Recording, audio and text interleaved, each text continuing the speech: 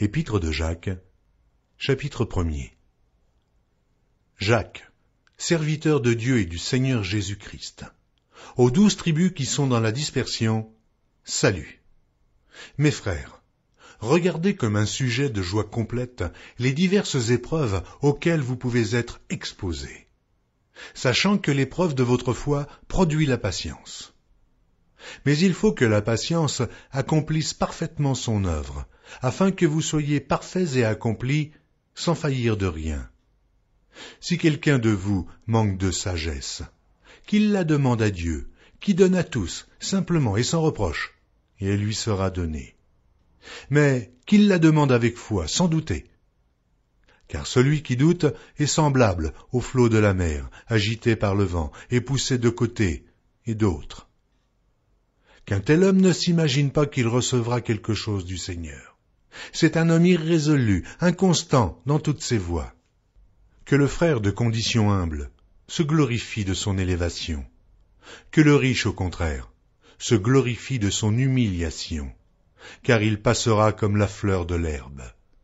Le soleil s'est levé avec sa chaleur ardente, il a desséché l'herbe, sa fleur est tombée, et la beauté de son aspect a disparu.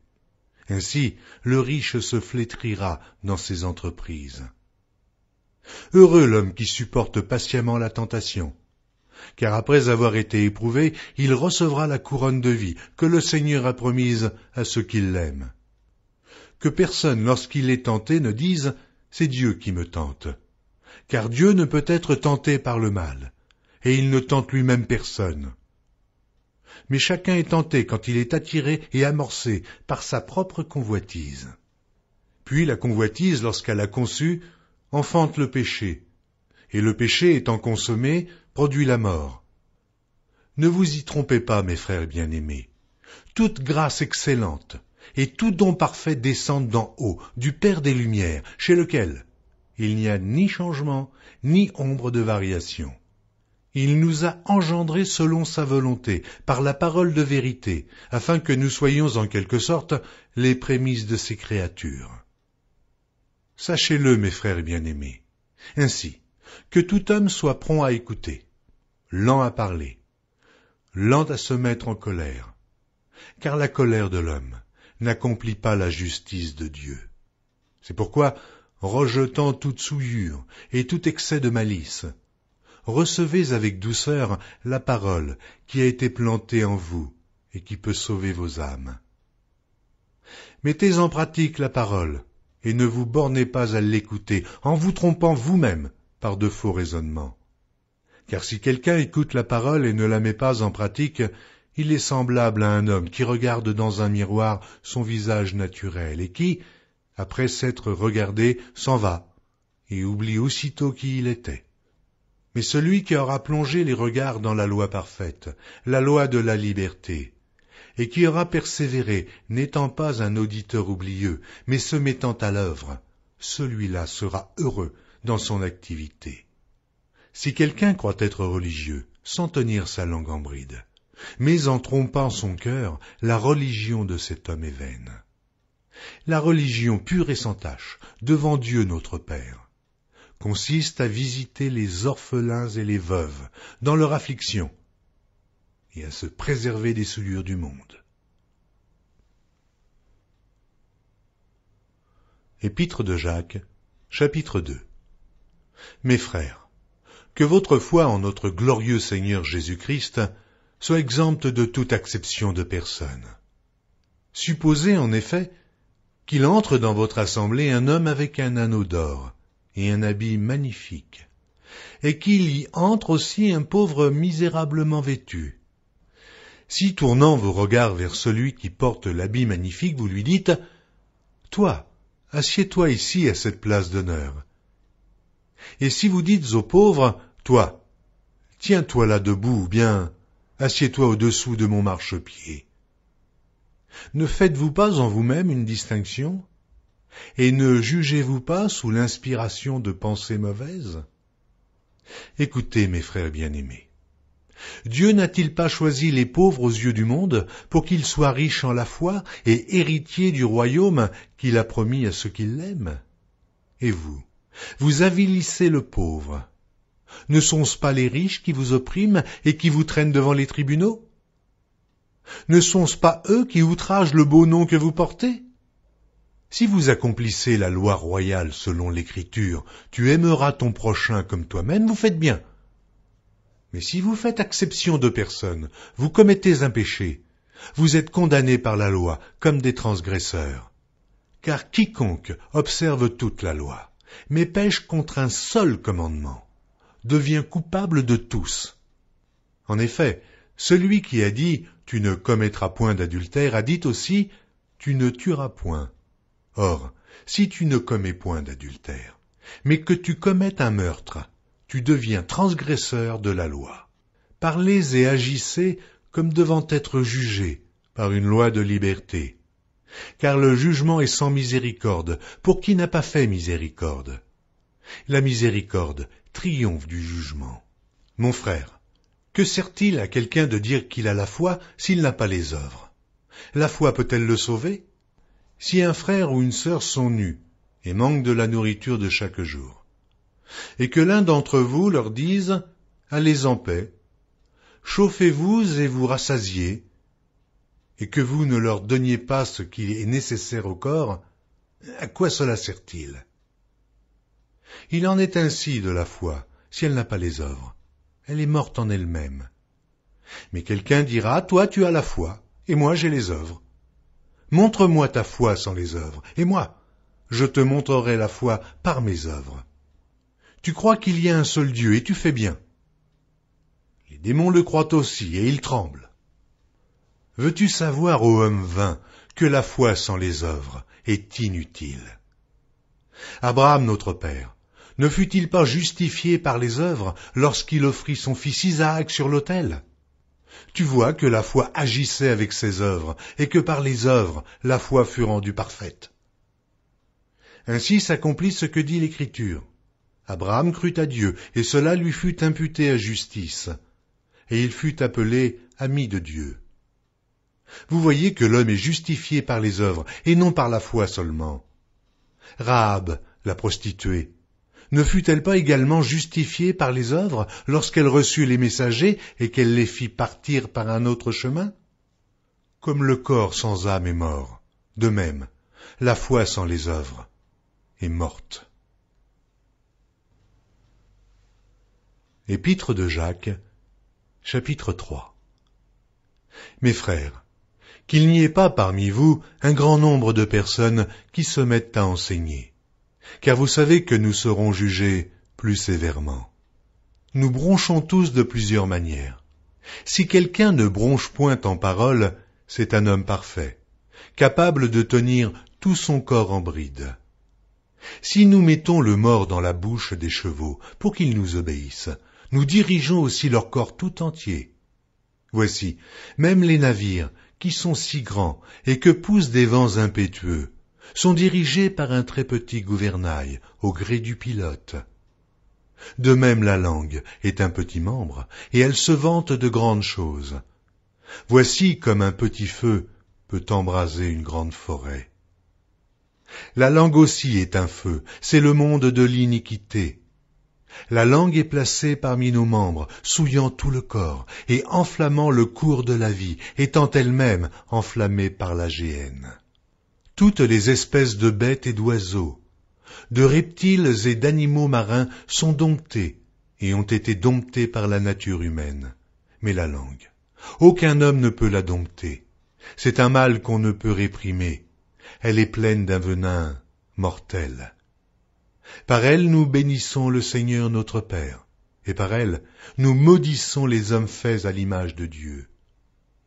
De la même bouche sortent la bénédiction et la malédiction. Il ne faut pas, mes frères, qu'il en soit ainsi. La source fait-elle jaillir par la même ouverture l'eau douce et l'eau amère? Un figuier, mes frères, peut-il produire des olives? Ou une vigne des figues? De l'eau salée ne peut pas non plus produire de l'eau douce. Lequel d'entre vous est sage et intelligent? Qu'il montre ses œuvres par une bonne conduite, avec la douceur de la sagesse. Mais si vous avez dans votre cœur un zèle amer et un esprit de dispute, ne vous glorifiez pas et ne mentez pas contre la vérité. Cette sagesse n'est point celle qui vient d'en haut, mais elle est terrestre, charnelle, diabolique. Car là où il y a un zèle amer et un esprit de dispute, il y a du désordre et toutes sortes de mauvaises actions. La sagesse d'en haut est premièrement pure, ensuite pacifique, modérée, conciliante, pleine de miséricorde et de bons fruits, exempte de duplicité, d'hypocrisie. Le fruit de la justice est semé dans la paix par ceux qui recherchent la paix. Épître de Jacques, chapitre 4. D'où viennent les luttes? Et d'où viennent les querelles parmi vous? N'est-ce pas de vos passions qui combattent dans vos membres? Vous convoitez, et vous ne possédez pas. Vous êtes meurtriers et envieux, et vous ne pouvez pas obtenir. Vous avez des querelles et des luttes, et vous ne possédez pas, parce que vous ne demandez pas. Vous demandez, et vous ne recevez pas, parce que vous demandez mal, dans le but de satisfaire vos passions. Adultères que vous êtes. Ne savez-vous pas que l'amour du monde est inimitié contre Dieu? Celui donc qui veut être ami du monde se rend ennemi de Dieu. Croyez-vous que l'Écriture parle en vain? C'est avec jalousie que Dieu chérit l'Esprit qu'il a fait habiter en nous. Il accorde au contraire une grâce plus excellente. C'est pourquoi l'Écriture dit « Dieu résiste aux orgueilleux, mais il fait grâce aux humbles. » Soumettez-vous donc à Dieu, résistez au diable, et il fuira loin de vous. Approchez-vous de Dieu, et il s'approchera de vous. Nettoyez vos mains, pécheurs. Purifiez vos cœurs, hommes irrésolus. Sentez votre misère, soyez dans le deuil et dans les larmes, que votre rire se change en deuil et votre joie en tristesse. Humiliez-vous devant le Seigneur, et il vous élèvera. Ne parlez point mal les uns des autres frères. Celui qui parle mal d'un frère ou qui juge son frère parle mal de la loi et juge la loi. Or, si tu juges la loi, tu n'es pas observateur de la loi, mais tu en es juge. Un seul législateur est juge. C'est celui qui peut sauver et perdre. Mais toi, qui es-tu qui juge le prochain? À vous maintenant qui dites « Aujourd'hui ou demain nous irons dans telle ville, nous y passerons une année, nous trafiquerons et nous gagnerons. » Vous qui ne savez pas ce qui arrivera demain, car qu'est-ce que votre vie? Vous êtes une vapeur qui paraît pour un peu de temps et qui ensuite disparaît. Vous devriez dire au contraire, « Si Dieu le veut, nous vivrons et nous ferons ceci ou cela. » Mais maintenant, vous vous glorifiez dans vos pensées orgueilleuses. C'est chose mauvaise que de se glorifier de la sorte. Celui donc qui sait faire ce qui est bien et qui ne le fait pas, commet un péché. Épître de Jacques, chapitre 5. À vous maintenant, riches, pleurez et gémissez à cause des malheurs qui viendront sur vous. Vos richesses sont pourries, et vos vêtements sont rongés par les teignes. Votre or et votre argent sont rouillés, et leur rouille s'élèvera en témoignage contre vous, et dévorera vos chairs comme un feu. Vous avez amassé des trésors dans les derniers jours.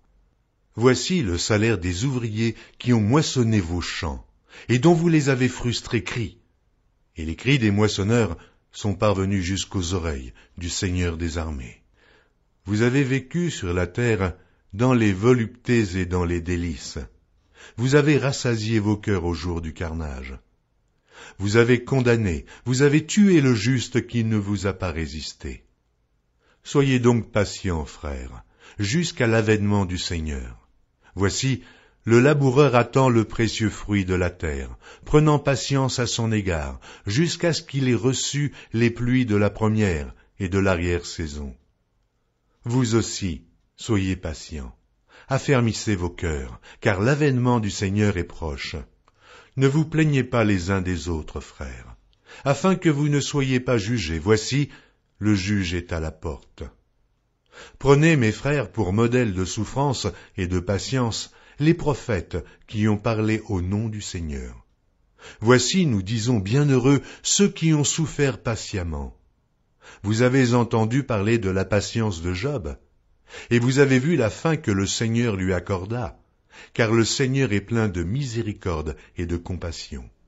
Avant toute chose, mes frères, ne jurez ni par le ciel, ni par la terre, ni par aucun autre serment, mais que votre oui soit oui, et que votre non soit non, afin que vous ne tombiez pas sous le jugement. Quelqu'un parmi vous est-il dans la souffrance? Qu'il prie. Quelqu'un est-il dans la joie? Qu'il chante des cantiques.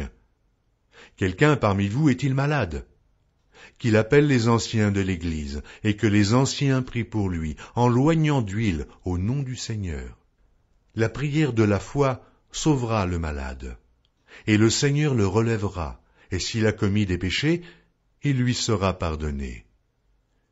Confessez donc vos péchés les uns aux autres, et priez les uns pour les autres, afin que vous soyez guéris. La prière fervente du juste a une grande efficacité. Élie était un homme de la même nature que nous. Il pria avec instance pour qu'il ne plût point, et il ne tomba point de pluie sur la terre pendant 3 ans et 6 mois.